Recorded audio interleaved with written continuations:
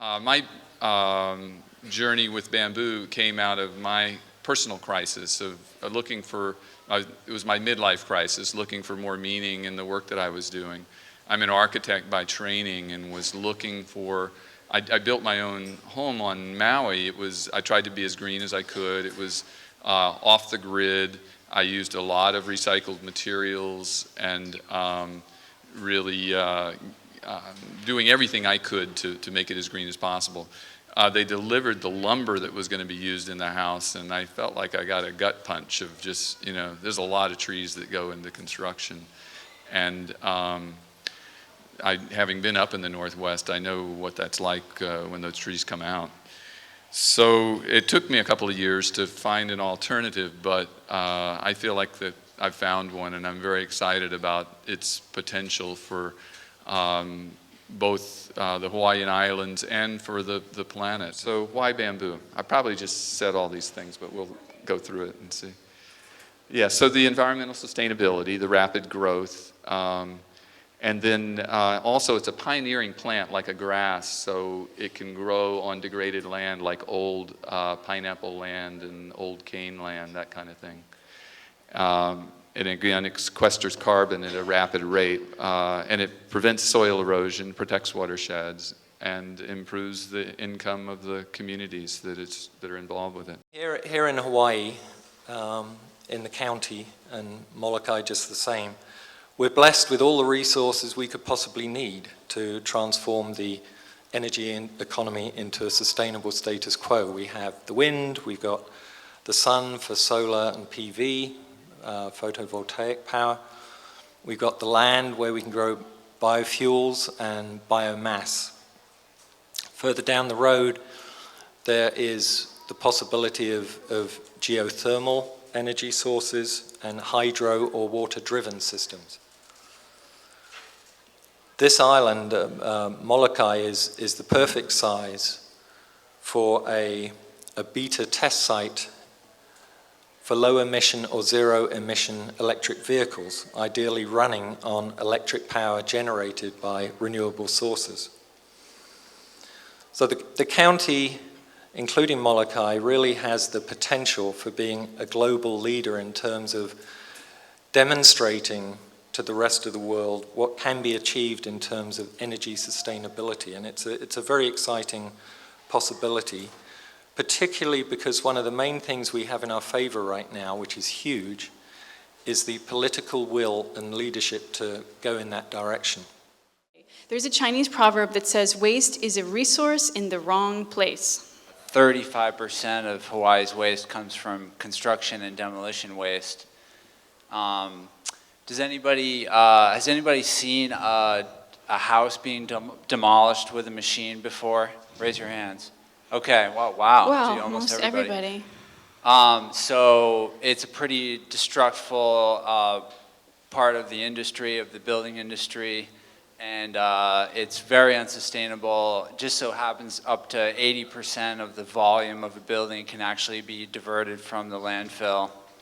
There's tremendous amount of energy consumed in harvesting material, producing material, distributing material. So when you keep that building material out of the landfill, then you keep the resource alive and you keep that energy alive and you minimize the need to produce and transport and distribute new materials. A lot of people go into old houses and nothing's really here, and they look around, but actually all the structural framing makes up the majority of the waste that would be generated if it was demolished. So that's what we go in to recover. So all the rafters, the wall studs, all the sheathing and the floor joists. And of course we go in cabinets, doors and windows, and fixtures are also great. And we learned earlier that that economic security was the basis of everything that we're doing. But it's really not, it's last. Under the new eyes and reframing things, it became important to look at the Western economic model that we've all operated under. For example, under the word sustainability, it used to be financial stability and money. Today we're talking about sustainability as controlling your destiny, finding balance, and going green.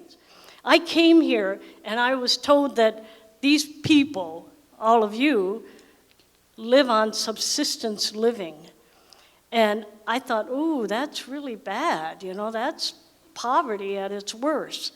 And then I discovered that it was wealth, that subsistence is not subsistence, it's sustenance.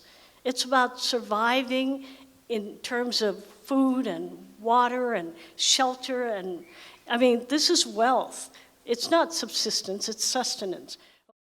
There are many things that drew me here, and they're very powerful forces, and I don't understand them, but one of them was this plan. This was the most beautiful plan I have ever seen in the world.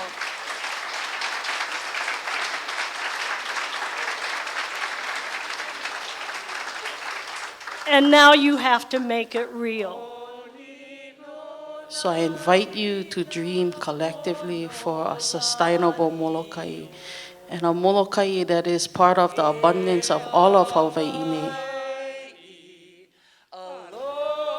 We need to change the story.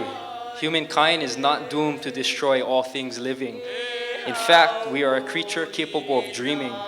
We can manifest anything we wish into reality. So let it be pono, let it be maoli.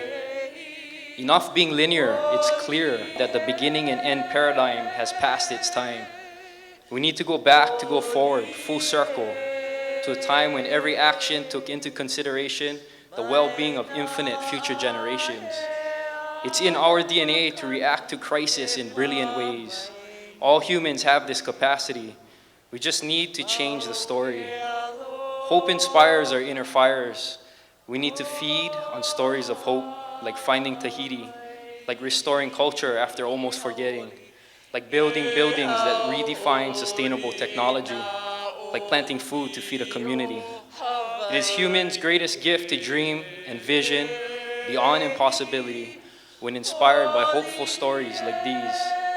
And this is all we need while we keep one eye on the forest and one eye on the trees, while we rebuild our ahupua'a and weatherize our inner cities.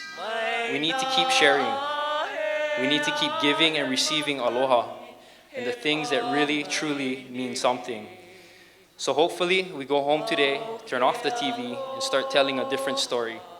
Tell it, believe it, and see it, because it's already happening.